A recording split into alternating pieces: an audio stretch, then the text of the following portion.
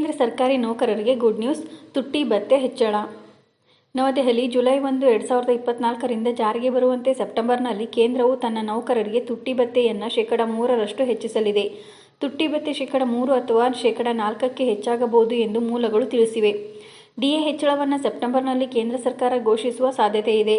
3ರಷ್ಟು ಹೆಚ್ಚಳವು ದೃಢಪಟ್ಟಿದೆ, ಆದರೆ ಹಣದುಬ್ಬರ ಪರಿಸ್ಥಿತಿಗಳನ್ನು ಅವಲಂಬಿಸಿ ಇದು ಶೇ.4ರಷ್ಟು ಆಗಬಹುದು ಎಂದು ಮೂಲಗಳು ತಿಳಿಸಿವೆ. ತುಟ್ಟಿ ಭತ್ಯೆ ಮೂಲ ವೇತನದ ಶೇ.50ರಷ್ಟಿದೆ.